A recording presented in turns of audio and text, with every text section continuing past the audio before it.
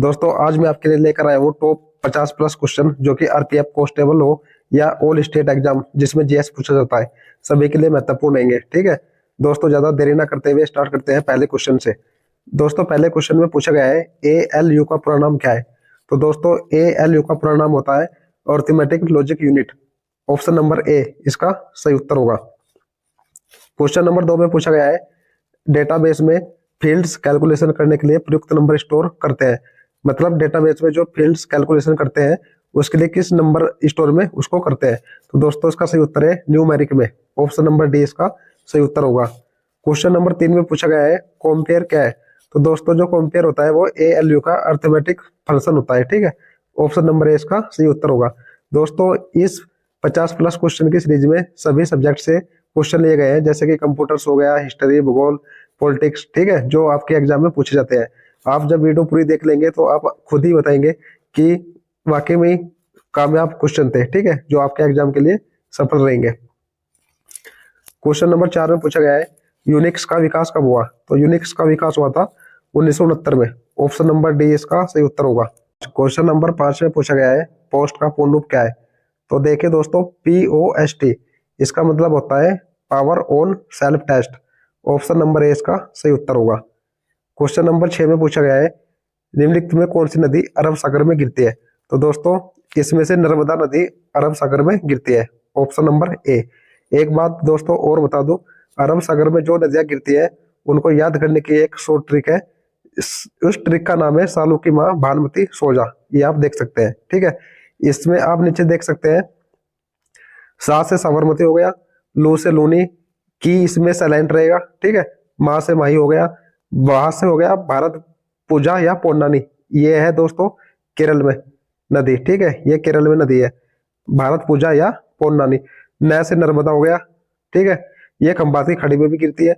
मैं से मांडवी हो गया, तीर्थ से ताप्ती हो गया, ये भी खंबाती खड़ी में गिरती है और अरब सागर दोनों में गिरती है। ठीक है, सो से सोम हो गया, जा से जखम। तो दोस्तों इस ट्रिक का आप स्क्रीनशॉट भी ले सकते हैं और अपनी तैयारी को और भी ज्यादा मजबूत कर सकते हैं। क्वेश्चन नंबर 7 में पूछा गया है संयुक्त राष्ट्र संघ का अस्थायी सदस्य नहीं है। तो देखिए दोस्तों संयुक्त राष्ट्र संघ का जो अस्थायी सदस्य नहीं है वह है दक्षिण अफ्रीका। इसमें मैं आपको बता दूं संयुक्त राष्ट्र संघ का मुख्यालय न्यूयॉर्क संयुक्त राज्य अमेरिका में है। इसे 24 अक्टूबर 1945 को स्थापित किया गया था। कभी कभी डायरेक्ट एग्जाम में पूछ लिया जाता है कि UNO की स्थापना कब हुई थी। कब हुई थी? 24 अक्टूबर 1945 को। ये भी आपको याद रखना है। दूसरी बात है दोस्तों इसमें 15 टोटल सदस्य हैं, जिसमें से 5 अस्थायी है और 10 अस्थायी। जो अस्थायी सदस्य है, अस्थायी सदस्य कितने हैं? 5। उनके नाम है चीन, रूस, फ्रांस, अमेरिका और यूके। यूके आता है ब्रिटेन, यूनाइटेड किंगडम इसको बोलते हैं। ये आपको याद रखना है। एक चीज इसमें मैं और बता दूं, जो संयुक्त राष्ट्र संघ के अंग है, ठीक है, संयुक्त राष्ट्र संघ के अंग है, वे कितने होते हैं? वे होते हैं 6। 6 में आपको याद रखना है, पहला है महासभा, दूसरा सुरक्षा परिषद, तीसरा हो गया आर्थिक और सामाजिक परिषद, चौथा हो गया न्याय संहिता परिषद, पांचवा हो गया सचिवालय और छठा हो गया अंतर्राष्ट्रीय न्यायालय। ये भी आपको याद रखना है, इनका भी आप स्क्रीनशॉट ले सकते हैं। क्वेश्चन नंबर 8 में पूछा गया है 1973 में आयोजित विश्व पर्यावरण दिवस का पहला थीम क्या था। देखिए दोस्तों जो विश्व पर्यावरण दिवस बनाना स्टार्ट हुआ था वह हुआ था 1973 से। उसका पहला थीम था only one earth. Option number ए। बहुत इंपॉर्टेंट क्वेश्चन है, आप इसको याद रख सकते हैं। नेक्स्ट क्वेश्चन में पूछा गया है फोबोस और डाइमोस, यार इसको डिमोस भी बोलते हैं। फोबोस और डिमोस ग्रह किसके प्राकृतिक उपग्रह है। तो दोस्तों ये है मंगल के। ऑप्शन नंबर ए इसका सही उत्तर होगा। क्वेश्चन नंबर 10 में पूछा गया है विश्व पर्यावरण दिवस हर साल 5 जून को मनाया जाता है। ठीक है, तो जब 2024 में विश्व पर्यावरण दिवस 5 जून को मनाया गया था उसकी थीम क्या थी। तो दोस्तों 2024 विश्व पर्यावरण दिवस की थीम थी भूमि बहाली, मरुस्थलीकरण और सूखा प्रतिरोध। ऑप्शन नंबर डी इसका सही उत्तर है। क्वेश्चन नंबर 11 में पूछा गया है मरगावनी राष्ट्रीय उद्यान किस प्रदेश में है। तो मरगावनी जो राष्ट्रीय उद्यान है वह है तेलंगाना में। ऑप्शन नंबर ए इसका सही उत्तर होगा। क्वेश्चन नंबर 12 में पूछा गया है घाटी गांव वन्यजीव अभयारण्य किस जानवर के लिए प्रसिद्ध है। तो दोस्तों जो घाटी गांव वन्यजीव अभयारण्य है वह है ग्रेट इंडियन बस्टर्ड के लिए। Option number D. एक बात और बता दूं, घाटी गांव वन्यजीव अभयारण्य यह है मध्य प्रदेश में। यह भी आपको याद रखना है। क्वेश्चन नंबर 13 में पूछा गया है पर्यावरण संरक्षण अधिनियम किस वर्ष पारित हुआ था? तो दोस्तों पर्यावरण संरक्षण अधिनियम हुआ था 1986 में। ऑप्शन नंबर बी इसका सही उत्तर होगा। क्वेश्चन नंबर 14 में पूछा गया है भारत रत्न सर्वप्रथम किस खिलाड़ी को प्रदान किया गया था? तो दोस्तों जो भारत रत्न मिला था वह सचिन तेंदुलकर को सर्वप्रथम मिला था खिलाड़ियों में, ठीक है। ऑप्शन नंबर डी इसका सही उत्तर होगा। क्वेश्चन नंबर 15 में पूछा गया है अदिति अशोक का संबंध किस खेल से है? बहुत इंपॉर्टेंट क्वेश्चन है। अदिति अशोक, तो दोस्तों इसका संबंध है गोल्फ खेल से। ऑप्शन नंबर डी इसका सही उत्तर होगा।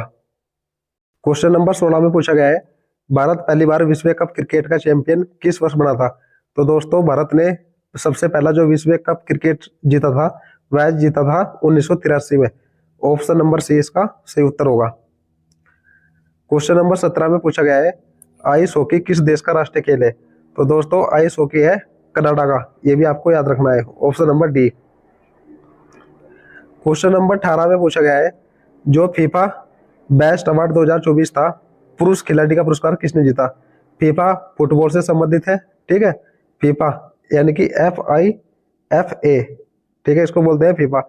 ये फुटबॉल से संबंधित है और 2024 में पुरुष खिलाड़ी का पुरस्कार जीता है विनीसियस जूनियर ने। ऑप्शन नंबर बी, ये आपको याद रखना है। विनीसियस जूनियर ने फीफा बेस्ट अवार्ड 2024 में पुरुष खिलाड़ी एकल रूप का पुरस्कार जीता है, ठीक है दोस्तों। बढ़ते हैं अगले क्वेश्चन की ओर। Question number 19। क्वेश्चन नंबर 19 भी बहुत महत्वपूर्ण है। संविधान 129वां संशोधन, मतलब संविधान में जो 129वां संविधान संशोधन विधेयक 2024 हुआ है उसका मुख्य उद्देश्य क्या है? तो दोस्तों उसका मुख्य उद्देश्य है लोकसभा और राज्य विधानसभाओं के लिए एक साथ चुनाव कराना, यानी कि ऑप्शन नंबर बी, ये भी आपको याद रखना है। क्वेश्चन नंबर 20 में पूछा गया है हर 5 साल में आयोजित होने वाले सामूहिक पशु बलि के लिए प्रसिद्ध गढ़ीमाई महोत्सव है। जो गढ़ीमाई महोत्सव होता है वह कहाँ मनाया जाता है? तो दोस्तों ये बरियारपुर नेपाल में, जो बरियारपुर का है नेपाल में। ऑप्शन नंबर बी इसका सही उत्तर होगा। क्वेश्चन नंबर 21 में पूछा गया है पद्मश्री, पद्म भूषण, पद्म विभूषण और 5 ग्रैमी पुरस्कार प्राप्त करने वाले महान कलाकार जाकिर हुसैन का दिसंबर 2024 में निधन हो गया।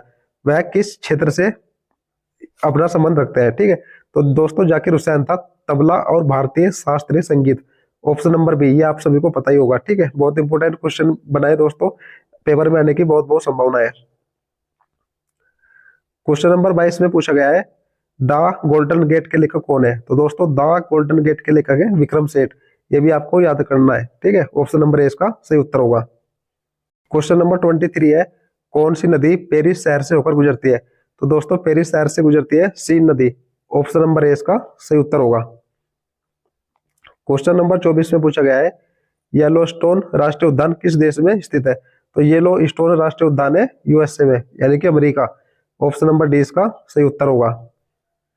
क्वेश्चन नंबर 25 है विश्व की सबसे लंबी महाद्वीपीय पर्वत श्रृंखला कौन सी है?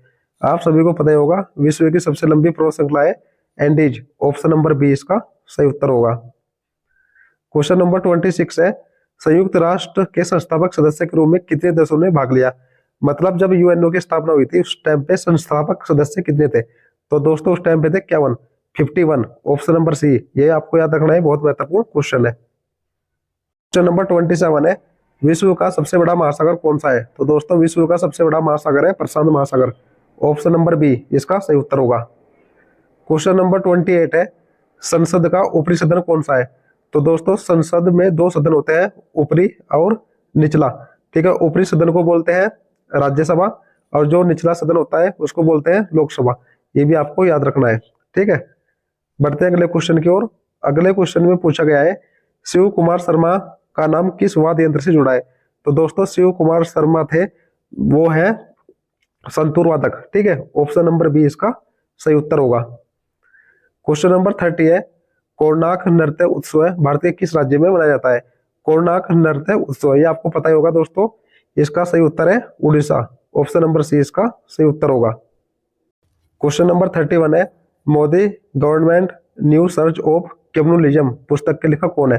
तो दोस्तों इस पुस्तक के लेखक है Sitaram Yechury. Option number C इसका सही उत्तर होगा। क्वेश्चन नंबर 32 है 2011 की जनगणना के अनुसार निम्नलिखित में कौन भारत का सबसे अधिक आबादी वाला महानगरीय शहर है? तो दोस्तों वो है मुंबई। ऑप्शन नंबर बी इसका सही उत्तर होगा। क्वेश्चन नंबर 33 में पूछा गया है, भारत के किस राज्य में नटंजलि उत्सव मनाया जाता है? जो नटंजलि उत्सव मनाया जाता है वह तमिलनाडु में। ऑप्शन नंबर बी इसका सही उत्तर होगा। क्वेश्चन नंबर 34 में पूछा गया है, जनसंख्या में प्रति 1000 पुरुषों पर महिलाओं की संख्या को क्या कहा जाता है? तो दोस्तों इसको बोलते हैं सेक्स रेशियो, यानी कि लिंगानुपात। ऑप्शन नंबर बी इसका सही उत्तर होगा। क्वेश्चन नंबर 35 है, 2011 की जनगणना के अनुसार भारत का लिंगानुपात लगभग कितना है? तो दोस्तों प्रति 1000 पुरुषों पर 940 महिलाएं। ऑप्शन नंबर ए, ठीक है, यही भारत का लिंगानुपात है 2011 की जनगणना के अनुसार, ये आपको याद रखना है। क्वेश्चन नंबर 36 में पूछा गया है, किसने उद्देश्य प्रस्ताव पेश किया था जिसको बाद में भारत के संविधान के प्रस्तावों के रूप में ग्रहण किया गया? तो किसने उद्देश्य प्रस्ताव सबसे पहले पेश किया था? वो किया था पंडित जवाहरलाल नेहरू ने। Option number C. एक बात और बता दूं, 13 दिसंबर 1946 को यह प्रस्ताव पारित किया गया, ये भी आपको याद रखना है। क्वेश्चन नंबर 37 है, निम्नलिखित में किसने भारतीय संविधान को अर्धसंघीय बताया? तो दोस्तों ये बताया था केसी अय्यर ने। ऑप्शन नंबर डी, केसी अय्यर ने भारतीय संविधान को अर्धसंघीय बताया था। क्वेश्चन नंबर 38 में पूछा गया है, निम्नलिखित में किसने भारतीय संविधान के प्रस्तावनाओं को भारतीय संविधान की राजनीतिक कुंडली के रूप में वर्णित किया?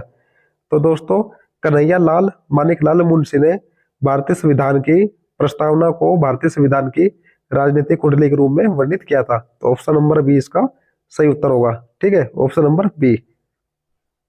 क्वेश्चन नंबर 39 में पूछा गया है, भारत के संविधान में एकल नागरिकता की अवधारणा कहां से ली गई है? तो दोस्तों एकल नागरिकता की जो अवधारणा है वह ली गई है यूनाइटेड किंगडम से। ऑप्शन नंबर ए इसका सही उत्तर होगा। क्वेश्चन नंबर 40 में पूछा गया है, संविधान सभा को भारत का संविधान बनाने में कितना वक्त लगा? ये आप सभी को पता ही होगा, 2 साल 11 महीने 18 दिन। ऑप्शन नंबर बी, ये भी आपको याद रखना है। क्वेश्चन नंबर 41 में पूछा गया है, भारतीय संविधान के भाग 4 में क्या प्रावधान है? ठीक है, तो भाग 4 में है दोस्तों राज्य नीति के निर्देशक सिद्धांत। Option number B. यही बात करें भाग 4 के ए की, तो इसमें है मौलिक कर्तव्य, ये भी आपको याद रखना है।